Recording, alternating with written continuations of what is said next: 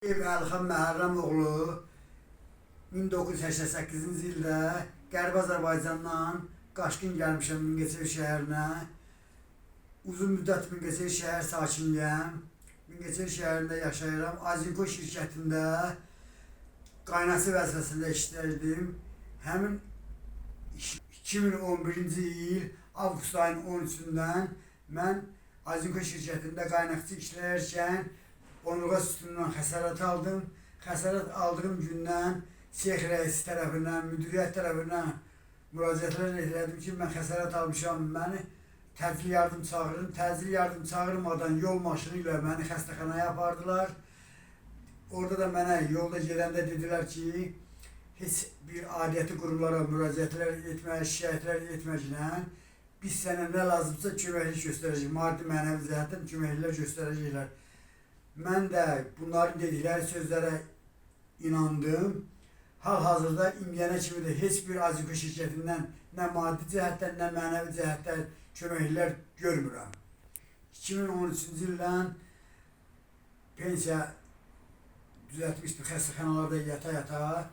Həmin pensiyalarımı alırdım. 2021-ci ildə də Əmək və Əhali Sosial Nazirliyi Sahil Babayev gələndən sonra əmək xəsarətlə bağlı aldığım ikinci qrup pensiyam dayanmışdı. Heç bir yerdən də gəlirim yoxdur, qalmağa yerim yoxdur.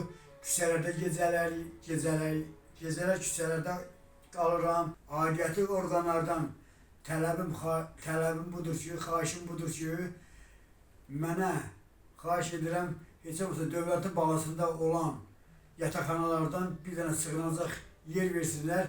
O soyuqlu havada qalmaqdansa, küləkli havada, çöllərdə qalmaqdansa, həmin otağın içində bir isti çay içeyim, isti yemək yemək. Bir ildən artıqdır ki, küçələrdə gecələyirəm, heç bir yerdə qalmağa yerim yoxdur. 2023-cü ildə insult keçirmişəm. Bu insult keçirmələrimlə bağlı xəstəliyimə baxmayaraq küçələrdə gecələyirəm. 2023-cü ildə insult keçirmişəm. Dostluq Parkı deyilən bir ərazidə gecə gəzərkən yıxılmışam. Narkomanlar tərəfindən kutkamı çıxardıblar. Cibində 2 dənə mənə məxsus olan telefonlarım var idi. Galaxy A8, Redmi 7 adlı telefonlarım var idi. Bu telefonların da içində nömrələrim var idi. SIM nömrəylə cin nömrələrim var idi. Hələ bunlardan bir xəbər yoxdur. Aidiyyəti orqanlardan tələbim və xahişim budur ki, xahiş edirəm məni dövlətin balansında olan yataqxanalardan mənə bir otaqda olsa, heç olmasa yağışlı havadan, küləkli havadan bu xəstə vəziyyətimdə bir otaqda isti yerdə qalım. Aidiyyəti orqanlardan xahişim budur ki, mən dəfələrlə icra başçısına müraciətlər etmişəm. Mən şikəst vəziyyətində küçələrdə gecələyirəm. O soyuq havada, yağışlı küləkli havalarda dəfələrlə icra başçısına müraciətlər etmişəm. Mənə köməklik etməkdən boyun qaçırdır.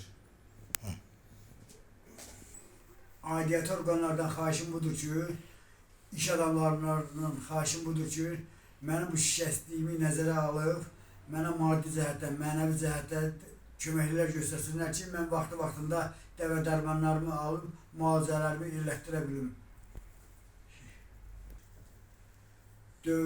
Dövlət məmurlarından tələbim budur ki, xahiş edirəm, mənim köməklik göstərsinlər, mən dayanmış pensiyamı alıb, vaxtında müalicələrimi elətdirə bilim. Bir də dövlətin bağlasında olan yataqxanalardan heç olmasa mənə bir yer təşkil eləsinlər.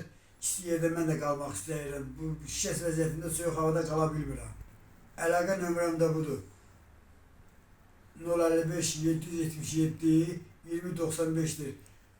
Aidiyyəti qurumlardan da xahiş edirəm ki, bu nömrə ilə əlaqə yaratsınlar. Mən əgər hansı vəziyyətdə olduğumu canlı öz gözlərindən görsünlər.